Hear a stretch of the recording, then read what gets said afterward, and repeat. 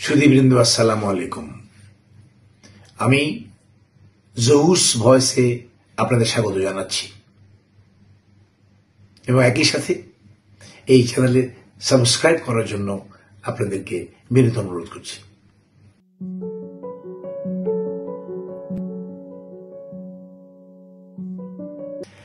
আজকে আমি যে বিষয়টি নিয়ে আলোচনা করব সেটি হল আওয়ামী লীগের রাজনীতি নিষিদ্ধ হলেই কি সমাধান হবে?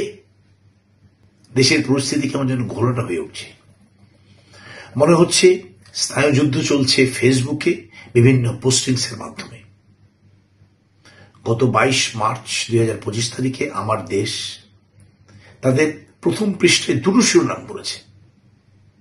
এক, ক্যান্টনমেন্ট থেকে আওয়ামী লীগ পুনর্বাসনের প্রস্তাব। 2, ডক্টর ইউনূস ও সেনাপ্রধানকে নিয়ে আসিফের ভিডিও ভাইরাল। একই দিন বাংলাদেশ প্রতিদিন শিরোনাম করেছে হঠাৎ আওয়ামী লীগ বিতর্ক।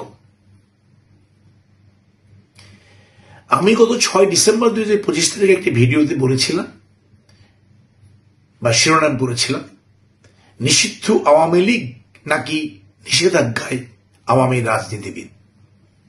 সেখানে উল্লেখ করেছিলাম যে গত 15-16 বছরে আওয়ামী লীগের নেতা এবং কর্মীগণ যে পরিমাণ খুন, গুম, হত্যাকাণ্ড, অর্থ পাচার, অরাজকতা এবং দেশের সার্বভৌমত্ব বিরোধী কর্মকাণ্ড করেছে, তাতে তাদের বিরুদ্ধে যথাযথ আইনানুগ ব্যবস্থা তথা মামলা করা হলে আওয়ামী লীগের অস্তিত্ব টিকে থাকাটাই দায়ী হবে। তাছাড়া আগামী কয়েকটি নির্বাচনে আওয়ামী লীগকে নিষেধাজ্ঞায় আনলে সেটা হবে অত্যন্ত যৌক্তিক পদক্ষেপ। যাই হোক, সেই বিষয়টি নিয়ে আলোচনা থামছেই না। এই পত্রিকার প্রতিবেদন অনুযায়ী বিএনপি বলছে, জনগণ সুযোগ দিলে লুটপাট ও গণহত্যায় জড়িত নয় এমন আওয়ামী নেতাদের রাজনীতি করতে চাইলে তাদের আপত্তি নাই। জামাত পূর্বে একই রকম কথা বললেও বর্তমানে জামাতের আমির বলছেন আওয়ামী লীগের পুনর্বাসন জনগণ মেনে নেবে না। হেফাজত বলছে বিচারের আগে আওয়ামী লীগের রাজনীতি বরদাস্ত করা হবে না। জাতীয় নাগরিক পার্টি বা এনসিপি বলছে কোনোভাবেই আওয়ামী লীগের রাজনীতি গ্রহণযোগ্য হবে না। এছাড়া উপদেষ্টা আসিফ মাহমুদ একটি ভিডিওর মাধ্যমে জুলাই আন্দোলনের পর সরকার গঠনকালীন সময়ে সেনাপ্রধান এবং প্রধান উপদেষ্টার কিছু বক্তব্য, মন্তব্য প্রকাশ করেছেন, যা জনমনে যথেষ্ট উৎসুকের সঞ্চার করেছে।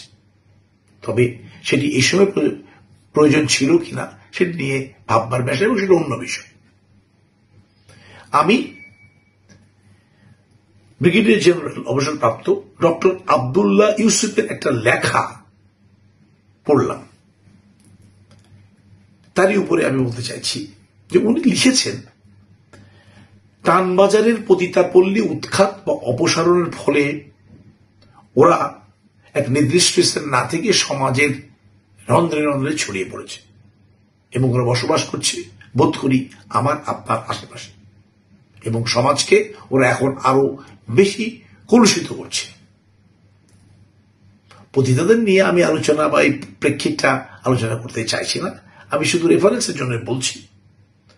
ওই পদক্ষেপের জের ধরে তিনি আরো উল্লেখ করেছেন, আওয়ামী রাজনীতিবিদ নিষিদ্ধ করবেন আর ওরা দলে দলে যোগ দেবে বিএনপি, জামাত, এনসিপি বা অন্য কোনো দলে। ওদের অনেক টাকা আছে, সেই টাকার লোভে তাদেরকে নিবে এবং তার রাজনীতি জড়িয়ে যাবে, নতুন পরিচয় তার রাজনীতি শুরু হবে। আর আমাদের দেশের বাস্তবতা হলো, আমাদের দেশের মানুষ মার্কা দেখে ভোট দেয়, ব্যক্তিকে নয়। তাই এই দুর্বৃত্তরা, এই আওয়ামী লীগাররা ভোট পাবে ধানের শীষ, দাঁড়িপাল্লা বা অন্য যে কোনো মার্কার বদৌলতে। টিকে থাকবে তাদের রাজনীতি এবং ধীরে ধীরে তারা শক্তিশালী হবে এবং ফিরে আসবে সেই ফ্যাসিবাদ আজ অথবা কাল। তার চাইতে এটাই কি ঠিক নয় যে ওরা চিহ্নিত থাকুক একটা চেনা গণ্ডির মধ্যে, বেরিয়ে পড়তে না পারুক নির্ধারিত বলয় থেকে, মিশে যেতে না পারুক ভালো মানুষের সাথে, কলুষিত না করুক রাজনীতির অঙ্গন, থাকুক না ওরা আওয়ামী পরিচয়ে, ঘৃণিত হোক, অভিশপ্ত হোক এবং জনগণের দ্বারা প্রত্যাখ্যাত হোক আজীবন।